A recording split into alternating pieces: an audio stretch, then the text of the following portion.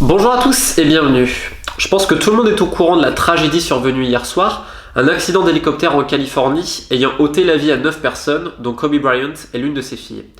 Alors je suis pas très à l'aise pour parler de ce genre d'événement, je trouve que c'est assez glauque, et surtout je n'aime pas hiérarchiser les morts. Un être humain reste un être humain. Néanmoins je suis un amoureux de basket, c'est mon amour premier, le seul et éternel, et je le pratique depuis que je suis gamin. Et dans le même temps je suis né dans les années 90, c'est-à-dire que j'ai grandi avec Kobe Bryant. J'ai grandi avec cette génération NBA des Chris Webber, Vlade Divac à Sacramento, de Kobe et Shaq aux Lakers, de Duncan et Robinson aux Spurs, d'Iverson à Philadelphie, de Vince Carter à Toronto, bref de Kevin Garnett aussi à Minnesota, et il y en aura plein d'autres à citer. Et forcément, depuis que j'ai commencé le basket, Kobe il était là avec Shaq. Quand j'étais adolescent, ça a été la démocratisation d'Internet et donc la possibilité de voir NBA.com et de voir les résumés de 2 minutes, les highlights de tous les matchs, c'est-à-dire un accès libre. Et quand tu es fan de basket, la NBA fait partie de ton quotidien. Et il a duré 2 décennies. C'est-à-dire qu'on l'a connu, tous les gens qui sont nés à la même époque que moi comprendront, depuis qu'on est gamin, on a vu Kobe Bryant.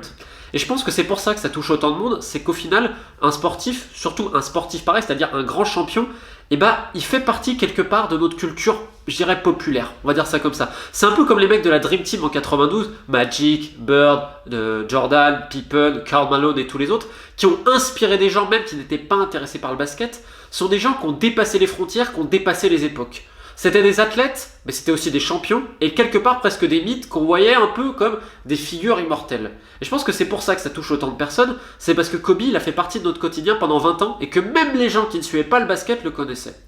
Alors forcément, quand tu suis le basket, Kobe, tu pouvais des fois être exaspéré par lui, c'était les rivalités de l'époque, et aussi par son individualisme, sa propension à prendre trop de shoots.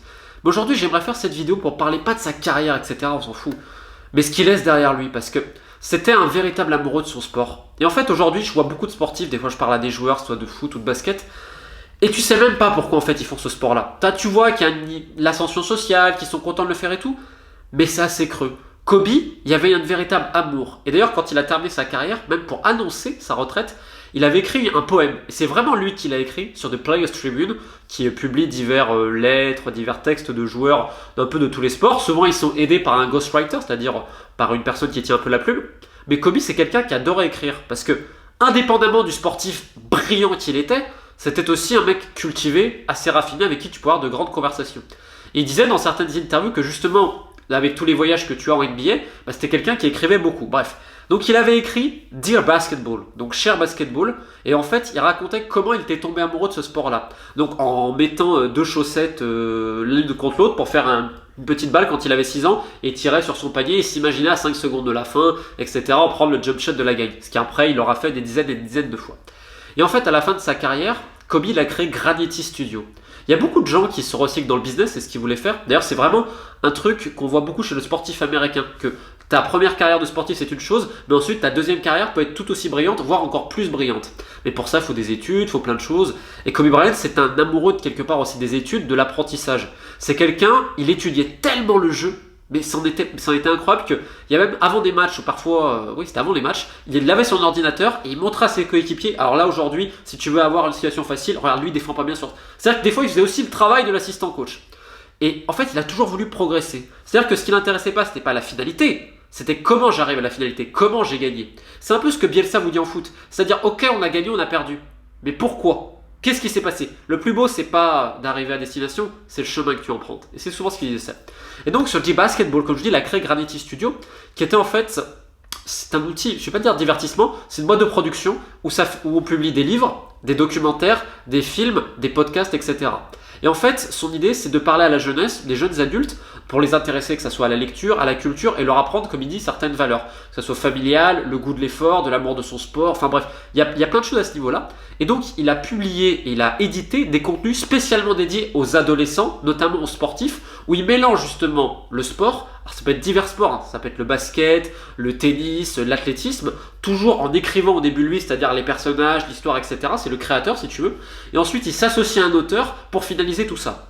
Et d'ailleurs ça a connu un grand succès. Et sur Dear Basketball, ils ont fait un clip donc vidéo, un clip audio qui dure 4-5 minutes, qui a d'ailleurs obtenu un prix et qui est je trouve assez magnifique, parce que tu vois que c'est un mec aussi qui écrivait très bien. Et la manière dont il parle du basket, t'as presque l'impression que ce n'est plus un sport ni une passion, c'est que c'est sa vie, c'était un mode de vie. Et c'est comme s'il était en transe. Et ça, on peut le retrouver chez quelques grands champions. Et c'est peut-être pour ça qu'ils sont aussi compliqués à comprendre et que c'est obsessif, ça peut aller à l'extrême avec l'ego, l'arrogance et tout ce que tu veux. Mais ce sont des gens qui se sont donnés corps et âme à leur sport. Et Kobe Bryant, il n'y a pas meilleur exemple. C'est-à-dire que Michael Jordan, tout le succès qu'il a eu, alors ok, il est talentueux, c'était un athlète incroyable. Mais c'est parce qu'il a travaillé plus que tous les autres. Et Phil Jackson, donc grand coach devant l'éternel qui a coaché les deux joueurs, disait qu'en gros, la seule personne qui se rapproche au niveau de l'éthique de travail de Jordan, c'est Kobe. Et il y a tellement d'histoires, alors certaines sont un peu romancées, et je pense que certains vont en connaître pas mal, mais je vais en raconter quelques-unes pour vous montrer à quel point ce mec-là, il s'est donné à son sport, et que tous les sportifs, que ce soit du dimanche, des professionnels ou pas, devraient s'inspirer de Kobe Bryant, devraient s'inspirer de dire « je vais étudier le jeu ». Et pourquoi je fais du basket, pourquoi je fais du foot? C'est parce qu'il aime ça, et qu'en plus il voulait être le meilleur. Donc son esprit de compétitivité était incroyable. Donc l'anecdote la plus connue sur l'éthique de travail de Kobe, c'est donc avec Team USA, avec la sélection. Ça me fait penser quand Jordan avait accepté d'ailleurs de rejoindre la Dream Team en 92, il avait dit « mais j'avais accepté pour voir comment tous les autres y travaillaient ».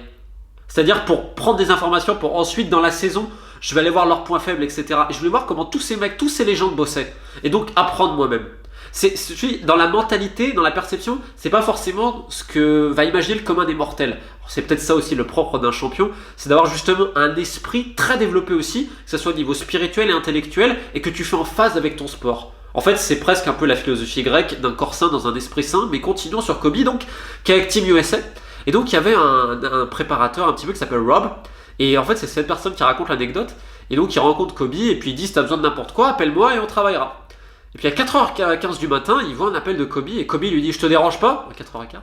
Il dit, non, dis-moi. Et il lui dit, écoute, j'aimerais un peu travailler sur certaines choses, que tu peux venir. Ok. Donc le mec, 20 minutes plus tard, il arrive, à peu près, donc il n'était pas encore 5h du matin, il arrive donc à la salle, il n'y a personne, et Kobe, il est en sueur déjà. T'as l'impression qu'il sort de la piscine. Donc ensuite, ils vont travailler au niveau physique pendant plus d'1 heure, ensuite il va aller en salle pour soulever les haltères et tout. Et à 7h du matin, il termine à peu près sa séance. Donc le mec retourne chez lui, le préparateur, pour dormir un peu, parce qu'ils ont entraînement à 11h. À 11h, il arrive, donc tout va bien, il voit les joueurs s'entraîner, etc. Puis il arrive vers Kobe, qui est en train de faire des shoots, et il lui dit bon entraînement ce matin. Ah, il lui dit merci, etc. Tatati, tatata. Et après, il lui dit tu shoots, machin et tout. Et Kobe lui dit ah, bah, j'ai pas fini. Il dit comment ça, t'as pas fini? Il dit ah, mais je voulais mettre 800 tirs. Donc c'est-à-dire que le mec, depuis 4h30, 5h du matin, il s'est entraîné jusqu'à 11h.